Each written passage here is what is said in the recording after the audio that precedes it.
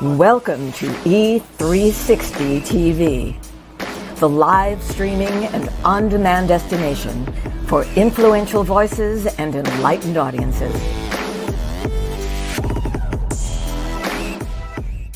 We offer trending, grassroots, and purpose-driven content across a diverse range of interests.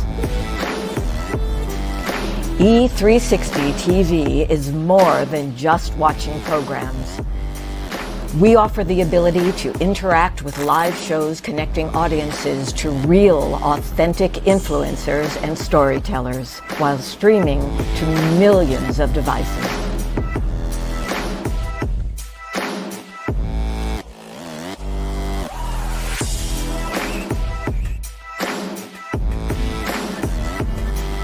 Real experiences. Raw conversations. One destination for it all. E360 TV. Hello, hello, hello. I have a question for you. Have you ever felt completely lost? You know, seeking purposeful direction that could and should propel your mission within your divine journey to that next level, but still it hasn't happened. Well, my name is Lauren Michaels Harris, and I'm the founder of P3, the Journey Series. People come to me because they're wounded. Many are scared, and even there are those who are bruised simply because they feel that they are increasingly, for whatever reason, losing their ability to dream. Now, this P3 program is not for a person who's just looking to start a business, no, but rather for those of you out there who have been on your journey and you've been navigating within your divine purpose, but you still desire to elevate to that level that you have not reached yet. If this is appealing, if this describes you, then I want to have a chat with you. I want to hear your story. So use the link below to get registered for your free seat at P3, the Journey Series. And let's get started, one story at a time. I'll see you inside. Click the link.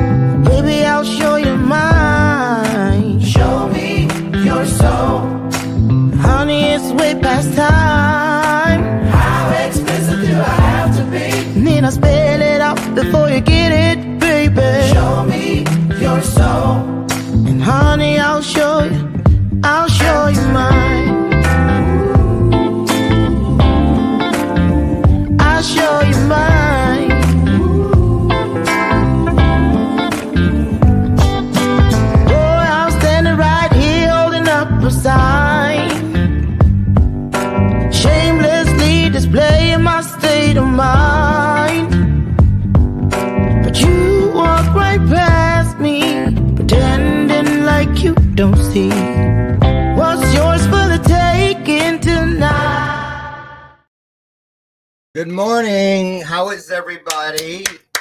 Welcome to today's installment of Bathrobe Moments. I'm Dr. Lauren. And, man, you know what? Growth I forget, even though, see, Maya Angelou said it best. She goes, if you teach, you must live your teachings. And I always say, well, they're not called growing tickles. Woo, boy, let me tell you something. It's been 3 days in a row. I've been working until 2 and 3 in the morning and having to get back up. It's exciting, but you're like, oh boy, I really am 62. But I'm here. I forgot to put my necklace on. Look, nothing. No wedding ring, nothing. Because I was trying to get every second of sleep I could get. I'm going to be honest with it. But listen, the greatest thing about right now is that together we are fulfilling one of my favorite promises from above. And that is the one that guarantees that where 2 or more of us comes together, you know what happens. It's called spiritual magic. So get ready, because here comes some. And I couldn't be happier. Listen, let me get the announcements real quick. We have Jason Sisneros today. He's back, the chairman, the Bald Avenger. How many personas does this guy have? Well, I know a couple others, but it's a clean show, so we'll leave that one where it's at. Just kidding. I really tried to book the real star in that family, but Emily was busy. So we settled for Jason. So listen, you guys, get your pens and pads and whatever it is you use to collect valuable information, because you're going to want to take away all the wonderful information you're going to get today on business, life, and a whole bunch of other things. But before we get to Jason, I wanted to just remind you, let me see, where is it? If you or someone you love is in the Boston, Massachusetts area, I'd love to say hi, grab a cup of coffee, or who knows, maybe even, I don't know, lunch on you. No, I'll be in Boston presenting on Sunday, March 2nd. I'm actually arriving on the 1st for the PitCon Conference and Exposition. It's at the Boston Convention and Exhibition Center. And I will be presenting the ripple effect they chose. So I'm looking forward. 6,000 chemists. Yeah, I'm going to have a lot in common with them. I've been boning up on my equations. No, not really. So if you're in Boston, I'd love to see you. And also, we had a great time last night, the first webinar of the month of February, and it was fantastic. Thanks to all of you who showed up. We will not be having one next Wednesday because I'll be on the road speaking, but we'll be back 2 weeks from yesterday. So mark your calendars. Okay, well, we'll get him in here. I'm not going to read a bio because we only have an hour, and I was going to say, why should I? He'll fill you in. He loves talking about himself. I told my husband I was going to do that. I said, I don't have to worry if I don't have any energy. All I have to do is say, so Jason, tell us a little bit about yourself, and then I'll come back to work next Wednesday. I'm just kidding. Okay, so you can do this when they're great, great friends and people you love, love, love. But he's been here before. I'm still going to ask you to do what we do for first timers. Rolling out the red carpet consists of paying attention, phoning a friend, and putting some hearts on the screen, because I hear him coming down the hall right now. Here he comes, Jason Sisneros, or the Avenger. No, the Bald Avenger. No, the chairman.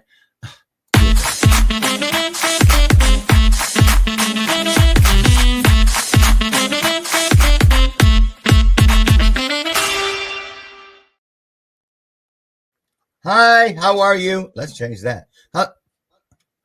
Oh, okay. I was like, oh my God, did they not hear me that whole time? I've done that. I can't hear you. I'm just messing with you. Okay, what'd you say? I couldn't hear you. I didn't say anything. I was just mouthing it and make you feel like the technology was off a little bit. And I just did that the other day. Oh, okay. I see what you're doing. All right. How you been? Good morning, brother. Good morning. I'm so excited to be with you. Thanks. We're excited to have you. So, you had to do what everybody else does, and that's I don't read resumes any longer.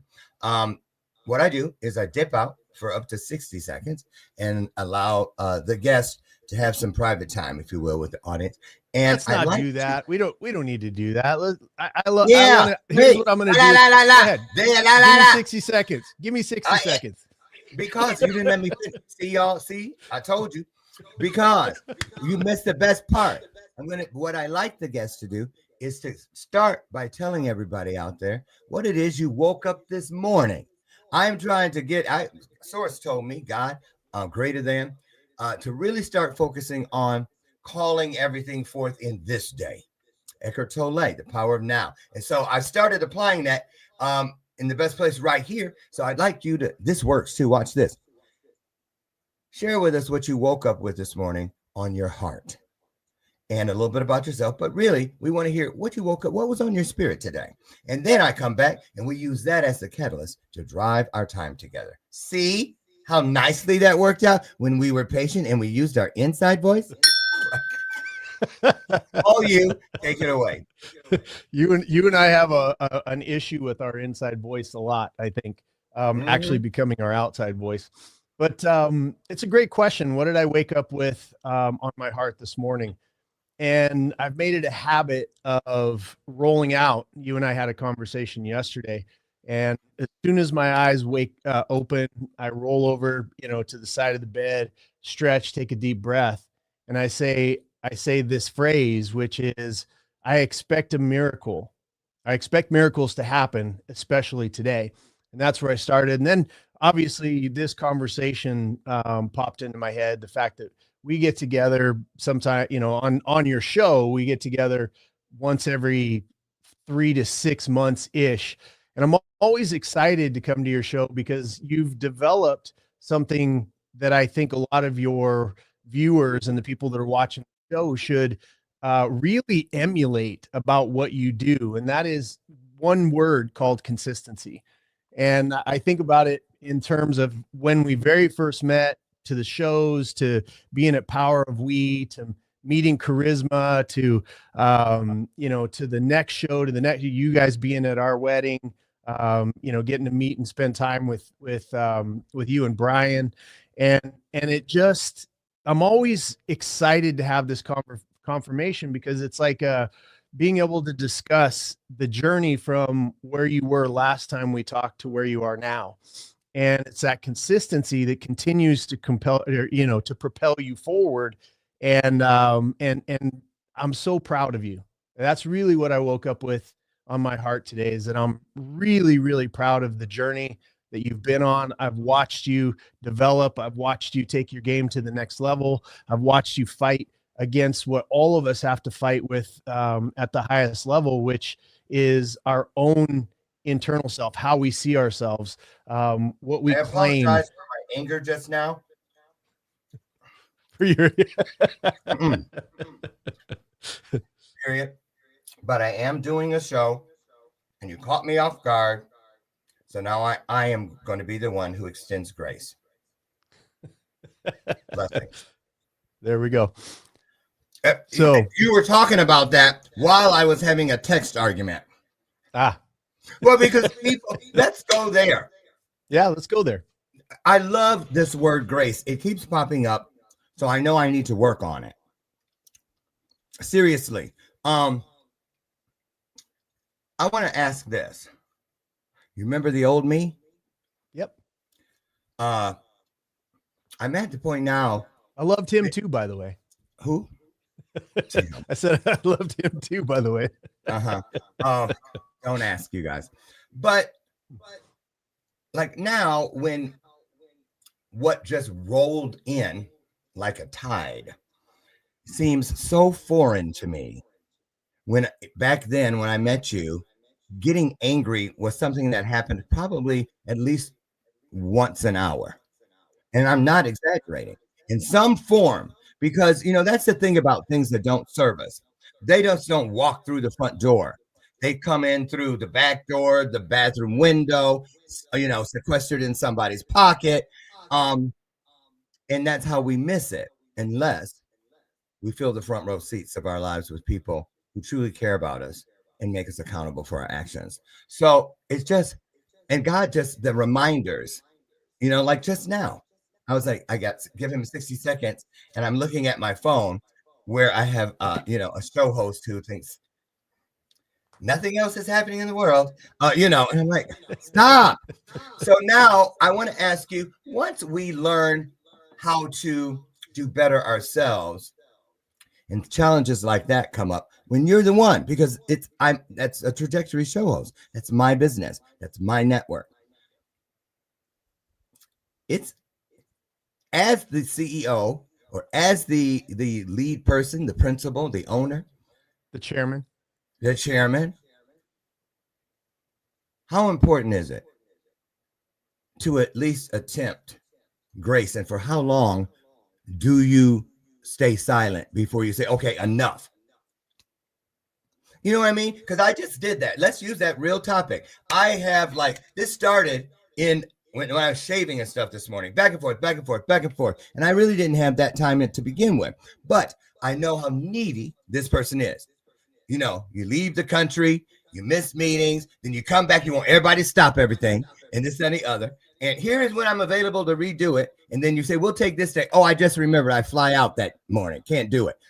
Everybody, you see that kind of stuff. But then you're like, okay, enough. Here's what I need to learn. When you really say, okay, I don't think this is a good fit. How do you say it with a smile? How do you say it and really bless a person? If this isn't, I just had to say, listen, if nothing can point to a solution, then one of us must not be looking for one. And I'm looking at this thread and I see 5 options that I've offered and none that you have. So what do you think is going on? And that's the best I could come up with while I was here on the show. What would you have done? I'm really serious. Yeah, it's a really great question that I think a lot of leaders, I think that's who watches your show, right? Is that it's a question that leaders always struggle with. And in business, right, especially business owners, because that's sort of my key area of specialty. Most business owners that become successful or even start a business in the first place, like to own a business it's an act of rebellion against the system itself, because the system tells you work for somebody else, do that for 40 years or whatever it is, and then do this thing called retirement. And business owners really are built differently. They're built in a way that has rebellion inside, but we also a lot of us have been through some serious amounts of trauma in our life. And so anger is a defense mechanism against perceived injustice.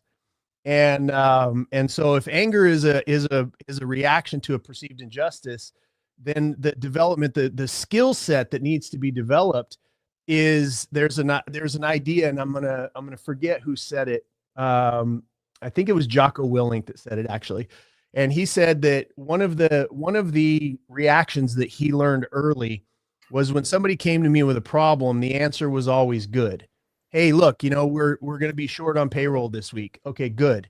Right. It's switching, because truly the one thing that human beings have control over is meaning. I want to say that again.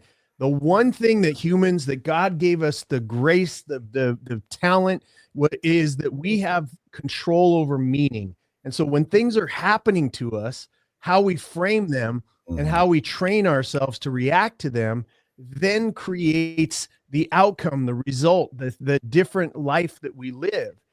And so if we control meaning, then everything that comes at us, we can look at it and say, good, right? Now what? Right? Now what? Yes. And I'm sorry. Oh my God. I'm sorry. Sherry McQueen, just look. Oh man. Do you remember when Misfit Nation began? Mm-hmm. I miss everybody. I know. Sherry, thank you for putting that in there. What'd she say? You saw on the screen. She said, "Good morning, Lauren and Jason. Misfit Nation. Oh, Misfit Nation for life. I am so grateful for that reminder. Yeah. That's where that's where we were when this journey started, right? Yeah. Hi, Sherry. Love you. And you see, Sherry, that right there, that ties into everything I was trying to work through a minute ago. And this is in real time. That's why it's called live TV. So I don't apologize for it, because I just finished saying, God had told me to stay in the moment. I've been saying it for years. When I first started this work, I was like, I asked God, how am I supposed to come up with valuable content every single day that is relevant, engaging, and important to the overall good? That's a huge responsibility. He says, only if you don't, or if you're not grateful for what's happening and the blessings I bring in your life. Because he said, Lauren, all you have to do, you can do this for the rest of your life and never miss a beat. But what you have to remember is that your greatest content I will place it within the day you are currently living, or at a minimum, at most, the most recent day that you've lived, which is yesterday. And you know what I love about that? I I don't know if you know this. I told you after um Sandy Longcore's service, Mm-hmm. I actually had something put in my living will. Did I tell you about that? No. I did. I had something. You guys can take a moment? Let me tell you what happened, Jason. You guys, this is really important, I think, to the conversation and just life in general. Sandy's service was set up where it was in a funeral home, right? So you know how they're set up. They have the rooms that they can open the doors and stuff, or close off. So it was really beautiful, and there were like 8 easels with collages, 7 easels with collages, 0 to 10, 10 to 20, 20 for all the seasons of her life to celebrate them, with tons of pictures on it. And the first round, because I ended up making 2, Brian and I went around, and we didn't pay attention to what the people were doing or saying that were at each easel. We just moved through to get through the crowd, sign the book, and go get a seat. And I was looking at all of them, and then we got to the casket, and there was the only picture in the entire room where she was alone. And it was blown up. It was bigger than the others. And she was on the red carpet at the Power We Symposium. I can't even say the name of my own event, the Power We Symposium. And it struck me. It struck me what we have done and what we represented to each other. And I was listening to what everybody was saying to her pictures, but I wondered if they had ever said it to her. Because the way they were talking, it was like they didn't know. And when they would meet Brian and I, they'd say, "Oh, you're from her other life," and things like that. And so I went home, and and then I went back around after that first time. And that's because I wanted to see what God was trying to say to me. I was trying to really hear it. And I came home. It was about 3 days later. I said, Brian Johnson, I'm going to send this email to the attorney to add this to my will. He read it, and he goes, "I think that's a beautiful idea, honey." So what I did, I said, "Listen, when my time comes," because I had planned having the video. "Well, if y'all are watching this, I'm having lunch with Whitney Houston." That's what I was thinking I would do. But I said, "No, I need to be serious about this and leave a message." So I put in there that when my time comes, I don't want anything printed, obituary, newsletter, nothing. I don't want anyone to stand up and speak about anything they know about Dr. Lauren that is older than 14 days. Because I'm still listening to what God says about the importance of seizing today, carpe diem. And I thought about it. We know people in this business, our lives, especially, the speakers and stuff, who still stand up and talk about stuff they did 30 years ago. And I don't want them to stand up and say, "Well, in 1987, he did that." I want somebody to stand up and say, "It was just last Tuesday. I was on a call with Dr. Lauren, and here's what he told me." Because it makes me get up every day and at least try to make an effort to say something that is memorable. Because if it isn't memorable, then how can it ever be repeated? They will have forgotten it. And I'm loving it because I thank Sandy for that. Because I said, well, how many people would be at my service and not really even know what I stood for? So I just had to get that out. And I've not even ever mentioned that here on this show, but I can talk about anything when you're around. So Well, I think the most powerful force in the universe is the power of presence. And Sandy was, it's funny because we just did a 3-day training of 8 new strategists for Built to Exit over the weekend. And, part of our training is, and this very well, it's an acronym. It's called MEOs, Massively Important Outcomes. I use that every day with people. Yeah. And Sandy came up with it. So if you want to take me to court, try. Yeah. No, you're fine. That's what it's there for. So people use it. Look what Christopher said. "I forgot Misfit Nation still exists." No, we need a reunion. I don't care if it's virtual, Jason. Yeah. That's our family. It is our family. And so Sandy, she went through the original course. This is going back 5 years ago or whatever. Yes, And I Mio, remember. she had this saying, and any, if Chris is on, he remembers what she always used to say. He can put the whole word in there. I'm not going to cuss on your show, but it was effing Mios. Like, she had that because it's all about accountability and measurement and all those things. And she had that phrase. And we got to that portion where we were training other these other strategists and giving them, kind of catching them up on what our personality is, the standards, right? Our standards are honor, results, and leadership. As a consultant, to really care about other people's businesses, because most consultants don't. They're in it for the paycheck. They don't realize they're messing with somebody's entire family. You're messing with how they put a roof over their head. You're messing with how they feed their family, how they, whether they put their kids through college and whatnot. And we take that really, really seriously. And Sandy, going through the course, that was what she was doing. And she had that phrase, and everybody picked it up because nobody likes accountability. And I got to that part of the training, and Lauren, I started bawling, like, just in the memory of her. And I'm going to try hard not to here, but I was like, because she was a force of nature in her presence, right? Wow. Just wherever she would show up at Power We, she would show up at every event. She would come to things where I was speaking.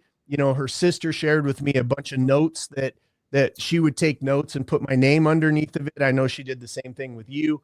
Mhm. But again, it's not about Sandy. It's not about you. It's not about me. It's about the idea that thing that we seek, which is recognition by other people, if we give it, then it certainly comes back to us. And so practicing that concept of being present with the people that you're with is the most powerful force on earth, especially in this day of AI and technology and pushing ourselves away from our clients instead of bringing ourselves closer.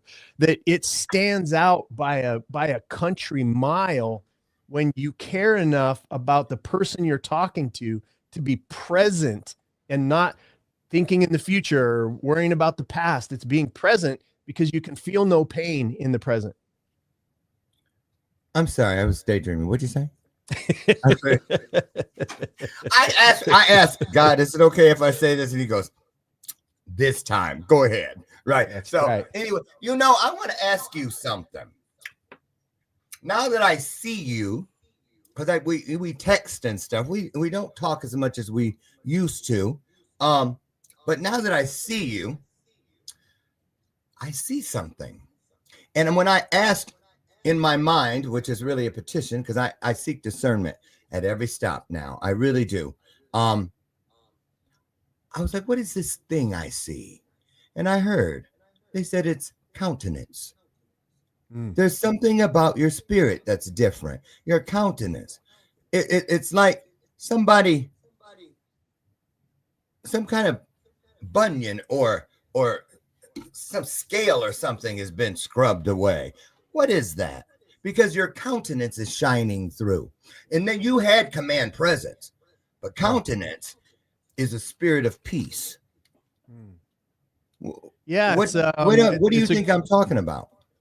I know what you're talking about. It's a great question. It's a great observation because you're present. I think that I've looked at, until I met my wife, I looked at everything like it was a battle. And we had that in common. Yeah.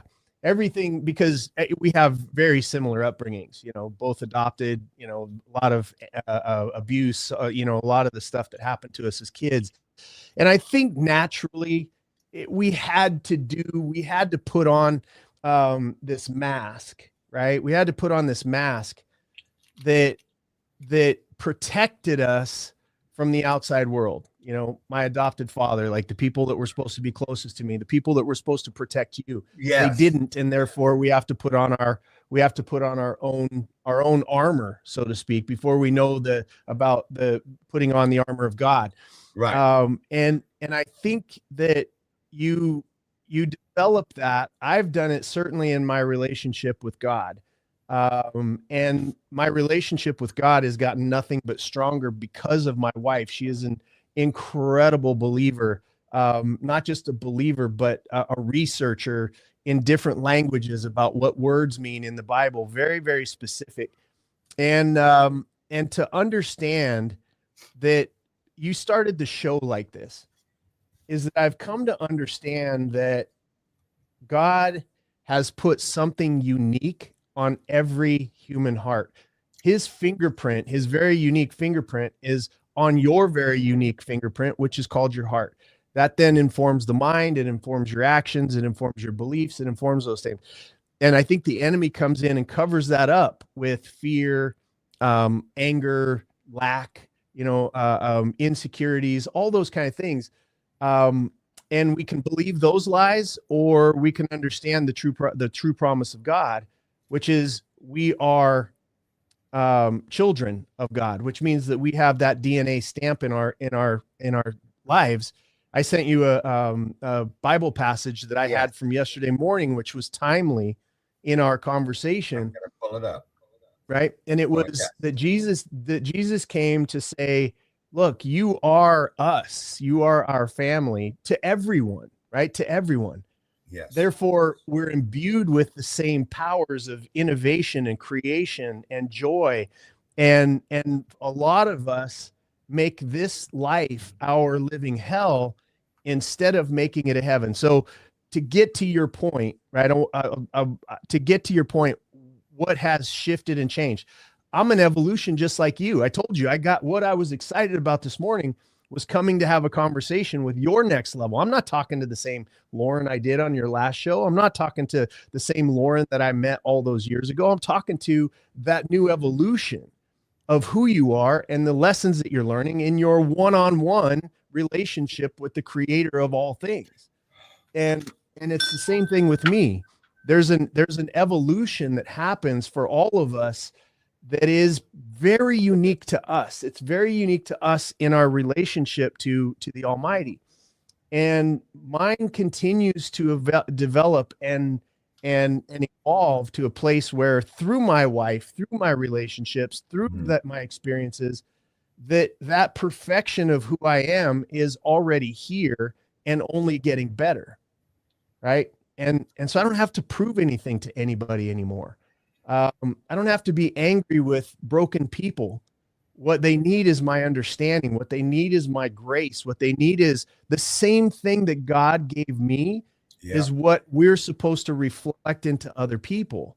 Because there's a saying, and I know it, you know me and fortune cookie wisdom. I don't like it unless there's a lot of wisdom underneath of it. But there's a saying that says hurt people hurt people. And that was certainly true in my entire life. I hurt people around me because I was trying to hurt them before they could hurt me. I didn't want to expose those soft parts of me. But now I've exposed all of that to another human being called Emily Sisneros, and she guards that. She's also exposed herself to me, and I guard that for her. And to know that it's in relationship. We live in a world that has forgotten that connection is the very heartbeat and the very breath of life. And so we reject it, trying to protect ourselves, when our life, our joy, our happiness, our innovation, our next level is in the word connection, which means dropping your mask. And I'll stop talking because I could go on this for an hour, but can I say something? This idea of mask is awesome. It is. And I just want to, I said this is real time. It's in real time. It's live TV. And I love this because I want to share what happened on this side of the table since I said what I said a few minutes ago. And you saw me texting and I muted myself, and why I did that. Because I know people are like, Lauren, aren't you being rude? You're on your phone. But let me tell you what happened. And it had nothing to do. I don't care if everybody in the universe had eyes on me. I was going to do what I did on that phone because I heard the Spirit of God tell me to do it. So here's what happened. When I said, remember how I used to do that all those days? That's when I heard God reminded me. It's on this paper. He said, remember I told you a couple months ago, one of the things I wanted to be one of your mantras for this year was to understand, and then first understand it, know it from all directions, and then start teaching it. Add it to your teaching. How important it is to celebrate the distance. To celebrate the distance, not where the distance you have to go, but the distance that you have already lived and grown. And I went back right then because I'd been doing what I thought was the right thing in the tone, but then I was done. I was like, see, how can you send, you have time to send messages, but you can't get on a call. I'm like, I'm on my show, right? But then soon as I was finished, the spirit of it was like, I felt like I was coming back in here with you all. It was like slipping into a bathtub that 8 different people have already taken a bath in and never changed the water. It didn't feel like the right water. It wasn't living water. It wasn't fresh water. It was stagnant. It was bacteria filled. It was diseased. And so I asked God, I said, why do I feel so different if I haven't changed? Because it just came up again. And he said, I never said you would be completely devoid of anger. I said you need to control it. And when it does show its face, do the thing that comes on the other side. Because that's what I'm watching for. Even Jesus went in and turned the tables over. Even Jesus got frustrated and said, take this cup. I've had it, right? But then he goes, then listen to what I got just now before. When you celebrate the difference, the legacy of whatever just happened is not the stench of what I just described, that water. What happens is, and this is a quote, it leaves the imprint, the literal fingerprint of the you and I that we have grown into together. I'll never forget that. Yeah. You see what I mean? Yeah, because I used to be like, whatever, talk to my ass because the hand ain't even listening. I'm done, right? But I went back in and I just kept saying, forgive my tone. Forgive any hurtful words. They came through, but know my heart that was not my intention. I know now, thank you. I know now there's room for me to do better. And I remember when that didn't make any difference. I used to take my cues when I was exiting foster care at 17 from Victor Newman on Young and the Restless and Alexis Colby Carrington from Dynasty. Because on those shows, they didn't give a F. And I thought, well, that's how you do it. That's how you protect yourself. That's how you train people how to treat you, is what I used to say. And then God said, take that word out. They're not poodles. He said, change it to, you condition the environment you choose to remain within. And just powerful. And you guys, that's what's so important about accountability. Let's go there. Why is it so hard for some of us to see? How come you can lose it at 10:05 and then feel all of the things you should have felt at 10:05 at 10:05 and 30 seconds? Where were those things? What is that place that, like, what I have a theory. You know that thing about this with the monkeys? See no evil, hear no evil, speak no, and put their hands. I think it should be in reverse, because I think things that do not serve us, they put their hands over our eyes. So we have like cataracts from what is right. They put their hands over our ears so that we hear a distorted truth, which is not the truth at all. It is a knockoff. It is a version. And I'm back to the point of what I said here at the beginning, the front row seats. Do you remember, Jason, years ago, it was some kind of crisis I had or something. Remember? And I called you first, and then I couldn't get you, and I called Emily next, and I got her. And that was when God said, see, congratulations, you passed the test. You are being a great servant with the people that I have sent to sit in the front row seats. Because when I needed, it was no question, it was automatic to reach. I didn't even get uprooted from where it all took place. I stood right there and I went right there because I didn't want to carry it 1 foot from that spot. Talk about in business and in life, a lot of us name droppers, people who just go through the motions. Let's talk about authenticity and transparency. How important is that to the overall everything? Yeah, it's everything, because I want to talk about the mask. I want to go back to that because it seems to be dragging us back there. I wrote down a phrase I wrote down a phrase to your accountability point that we utilize in business, because you got to think about a business owner. What are they? They're the center of their world, right? They have to hold up the home. They are donating to their churches, to their charities, to their employees are looking to them for answers. And so we have to develop a strength around us, because we are the people that people come to. And one of the biggest shifts for people is for them to understand this phrase. And I came up with, I can't remember when, but it was, if you're unwilling to be measured, you're unwilling to be held accountable. And until I have that understanding, until I have that capacity to be measured, then I know that my advancement, my development has been completely paused. There's a pause button. If I'm not measuring, if I want to lose weight, am I measuring how much food's going in my mouth? Am I measuring how much weight I'm losing? Am I measuring how much food or how much exercise or Did how you much say weight we're losing? Water? Yeah. Did you say weight we lose? Yeah. Please, must you make everything about me? But it's an easy acronym, because the same thing in business or the same thing in our personal relationships. Sure. If we're unwilling to measure, we're unwilling to be held accountable. And you have a pause button in your life, and that pause button, if it's pushed, there's only one direction, and that's devolvement. There is no stasis. You are getting worse when you are not there. The situations, relationship, physical health, joy, relationship with God, your business, your financial life, it's not paused. It's now starting to devolve, because there's no input. And so a big piece of that, I don't want to get away from this idea of mask, right? Because we dug really deep into it over this last 3 days. It was 12-hour days with some amazing people.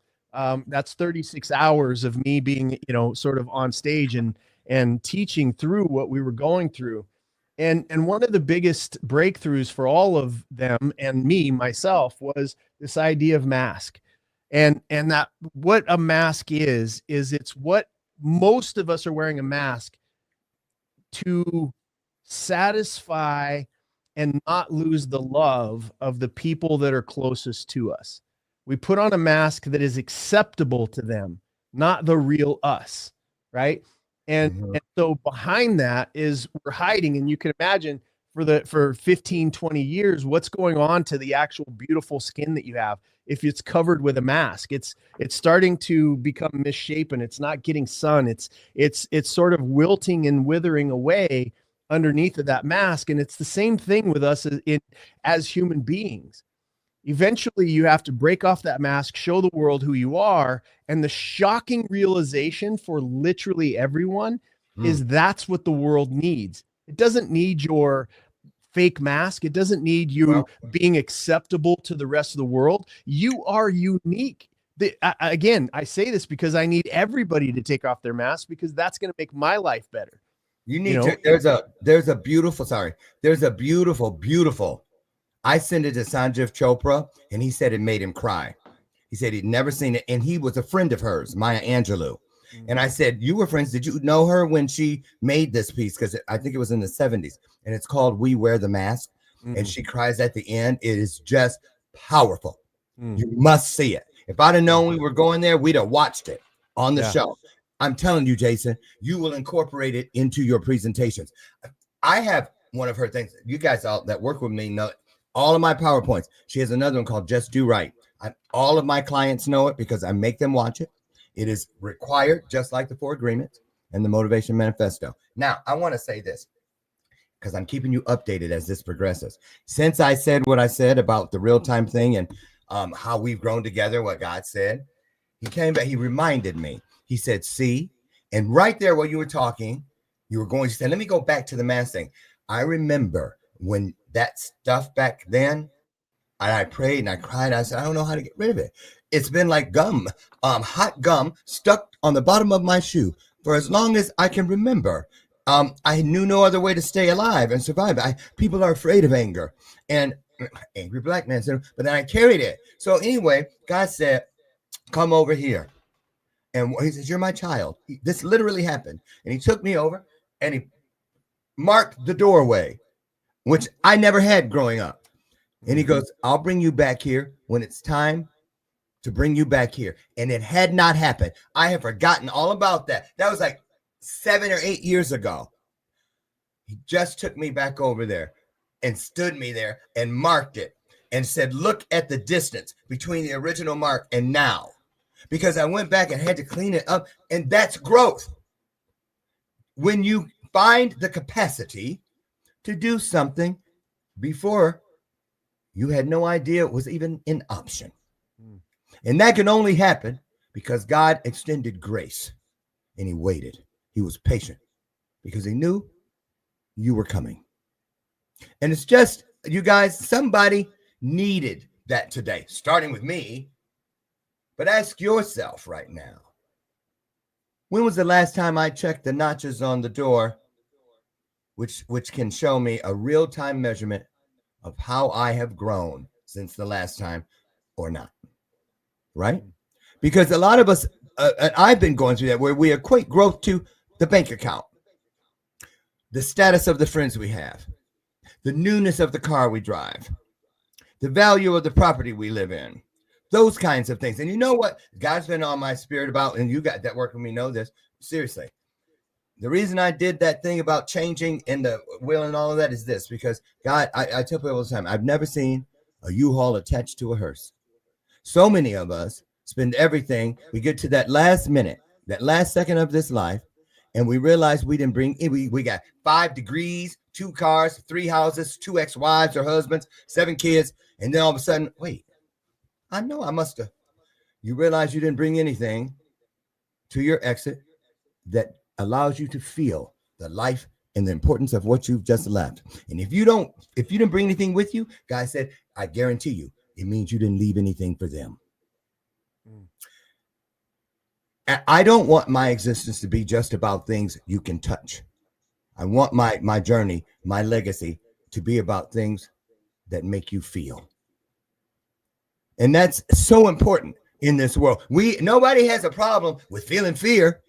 Ever since the inauguration, Brian told me yesterday, because he's gone through the whole cycle since the inauguration of his client base. Because even the ones who weren't supposed to be here for another month made emergency appointments. Why? He said 92% of them, he did the numbers, are currently in crisis. And why are you afraid? When, you know what I mean? And especially us, like a lot of us here today who are here to heal the world, to use our stories, to show that trauma was proof positive. When trauma touched me as a kid, I don't cry about it because that was the moment God put his finger on me and marked me for greatness. He told me that. Go tell those kids. Don't worry about it. It feels horrible now, but you've just been marked for greatness. And so I just really want people to know, just believe this. I know, I'm going to just get it out there. Brian, I said, Brian, you can't tell your clients this, but know this in your own heart so it doesn't splash on you.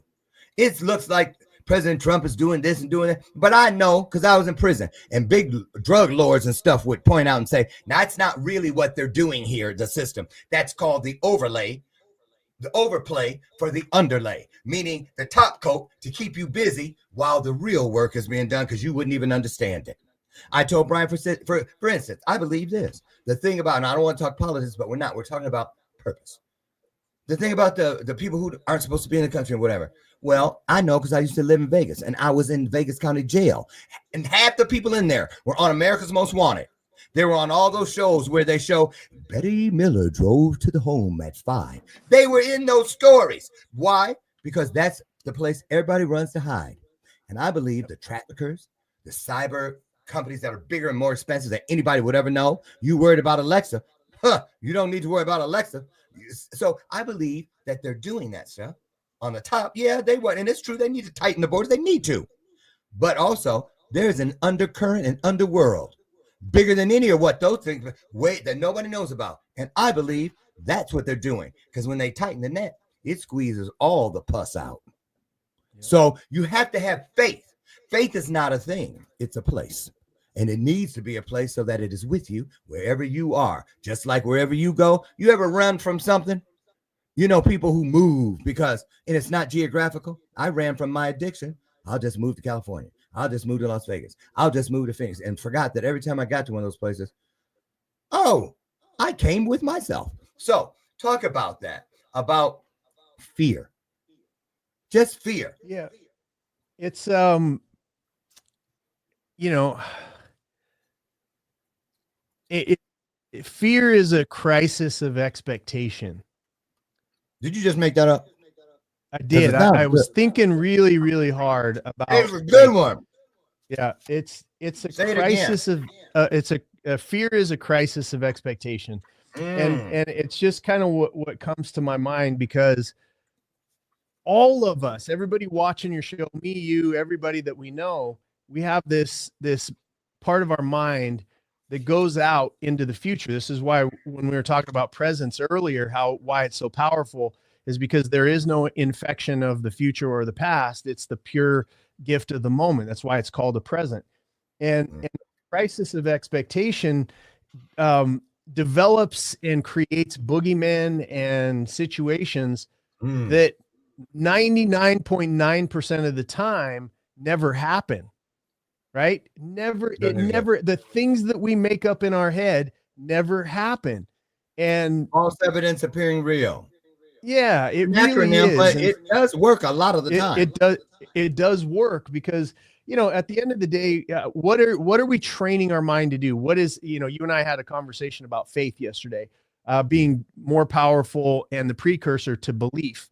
And all faith is a series of words. You talked about earlier, the answers. We're all out looking for answers when the quality of our life is in direct proportion to the power of the questions we're able to ask, right? Yeah. Anybody that's messing around with ChatGPT or any of this AI, the quality of the feedback comes from the quality of the question, the specificity of the question. Exactly. Right? The thought put in a turd, you're going to get back a turd. Exactly. And so for what I would say is that people should drop that, and I know that this is not mine, but if you drop expectation and you put in faith, now you can start to ask better questions. What can I specifically do in this moment and in this day to love people more? What can I do in this particular moment and day? What can I do to add value? If you own a business, this should be question 101, which is falling in love with the outcome of your target audience and clients. What can I do? And this is what we call primary question in business. You've gone through, the built to exit system is the question. The primary question of the business has to be, how can I add massive value to my teammates and clients right now? There's a lot of wisdom in that one statement, right? A lot of wisdom. How can it drives it back into me, add value. What kind of value? Massive value. So which means I'm going to go above and beyond. I'm going to go that extra mile, which is biblical. How can I add massive value to who specifically? And you can change this for you in your own life, to my children, to my wife, to my husband, to my church, to my community, to how can I add massive value to my clients and teammates, the people that work with me, when the pressure of right now is right now, right? How can I add massive value to my clients and teammates right now? It changes perspective. It's a great question for us to answer. And in that moment, this crisis of expectation, it happened whether Obama got elected, whether Trump got elected the first time, whether Biden got elected, whether Trump got elected the second time, whoever's going to get elected the next time. If you wear gang colors of blue and red and you divorce yourself of the human capacity to process information, then you are going to be subject and slave to whatever your gang color is telling you how to believe in and how to act. All the shadows. Right? Yeah, it's all the shadows. And so politics is the manifestation of half of the country's worst fears. Instead of what politics is supposed to be, is they're supposed to be our servants, which are representing us to set no laws against themselves and then go back to private life. Yeah. Our abdication of civic duty has allowed for the corruption to metastasize in a place called Washington, D.C. Right. So our job, right, is to make sure that the vulnerable are protected, that the whole core of the greatest anti-consolidation of power document that's ever been written in human history is called our Constitution. And that Constitution drives back to, I don't care if you're gay or trans or straight or white or black or woman or whatever it happens to be. Who are you calling black? That document is in place to protect the rights of the individual. Okay. If I come to your house, Lauren, and I go, you know what? That picture, I hate it. Take it down. You know what? Oh, that food that you're cooking, I'm going to just throw that out in the slop. That's not, I'm in your space. No. I'm in your space. And so whether I like it or I don't, I have the choice not to come back, but I can go back to my home, and when you come to my home, those are my standards. Those are my rules. If I say we don't put shoes on in the house, then you take your shoes off, right? Take your shoes off. That's the component that we forget. It is not about a swath of people. Okay. It is about the individual's rights. And that is our job, to protect the rights of the individual. They don't have the right to step on my toes, and I don't have the right to step on their toes. And we will put laws in place that will protect against that will put those guardrails up. And so Trump being in office, there's going to be a lot of great things from it. Biden being in office, there was a lot of great things about that, because it showed us I got to stop them, y'all. Because of the time, and they keep warning me. They said in 2 weeks, when the we're 1 minute away. Happens, they're like, the only notes they keep sending back about you, because they're monitoring us that are syndicating in 10 days. Yeah. They're like, Lauren, you got to get it. You got to stop on time, because because before it's, you just could. Well, you and I look down in our conversations, and it's an hour later on the phone. So this is how it goes. What I love, I've observed here today, we have the same process. All this, that people think they're not even paying attention to each other. We are. But when you are open and you're a conduit, because half the things both of us say come through us more than it comes from us. So you're a conduit. And I become the court stenographer at any moment. I keep separate color pens on my desk. So when I know I can dictate and I can show people this was me and this was through me. So I want to say this as we get out of here. You guys, this was very powerful today, but it won't be as powerful as it could be if you don't take it and then do something with it. We don't want these words to fall on deaf ears, and we don't say you got to pick up every syllable. If it applies to you, then please take it and do something with it. If it doesn't, leave it for someone who it does apply to. Now, I want to say this as we get out of here. First of all, tomorrow, Teresa Griffin, the songstress, will be here. She's wonderful. She said to tell you hi. Remember her from the Power Week Symposium? Absolutely. Give her my love. Will be here. Thank you. Yeah. And I want to say this. I had a download as you were talking to leave you guys with, and I'm going to use it myself. I heard to encourage, commission, challenge each of us. I didn't say you, I said us, to periodically schedule reunions with the prior versions of yourself, because that is how you have a clear road to celebrate the distance you've come, because that is the most important thing of all, because now you know what grace is, and take that grace and extend it to every place and every person you go. There's never not a need for grace. And like you said, Jason, I'm going to say I'm a firm believer of this. That's the bell of purpose. That was the wall of purpose. Even on the back of my business cards, this is an old one, but the new ones have it too. And it's more of a reminder for me to be true to my word. If you teach, you must live your teachings. Together, let's ease as much suffering in the world as possible. Take that with you, Jason. Thank you. Always a pleasure. My best to Emily. And thank all of you. Get out there. Find our love. I will. You guys do it. It's easy. 1E, 1R. You take everything from great to greater, bright to brighter, strong to stronger. And my personal favorite, kind to kinder. Now, don't let my screen door slam on the way out of here. Meet me on the front porch, God willing. I'll be there at 8 a.m. for another illuminated conversation. Now, I tell you every day, Dr. Lauren loves you, and there ain't a damn thing you can do about it. Have the best day ever. Make it a winner. Thank you, Jason. Love you, man. Thank you so much. Love you. Okay, you guys. Have a best one. Bye-bye. Take care, everybody. Woo, that was good. That was good, right? That was great. Our conversations are awesome. I know. Thank you. And another download that came before we go.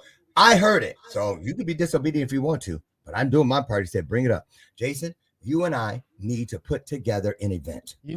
You That's know, why it shows that it's visitation thing showing triggered me. still live. You know, it's still I know. live. I know. Okay. Okay. I'm already over 56 minutes. So, you know, I can only get one whooping. They can only whoop me once, right? That's in the contract. So, and Yep. I still have 10 days to pull it together. And this was a Yep. divine thing today, and it still will be then, but I'll just be better at it. But really, I heard that we should do an event. I'm You see what down, saying? brother. We can't let these gifts and the cohesiveness and the continuity of fellowship fall away, because that's why people are afraid when anything out of their control happens. Shouldn't be that way. It's the year of Jubilee. Celebrate it by being your best. Bye, everybody. Thanks, Jason. Bye, everybody. And we're out.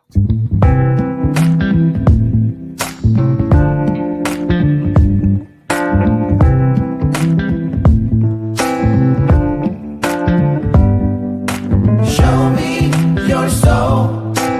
Baby, I'll show you mine. Show me your soul. Honey, it's way past time. How expensive do I have to be? Need I spell it out before you get it, baby? Show me your soul. And honey, I'll show you mine.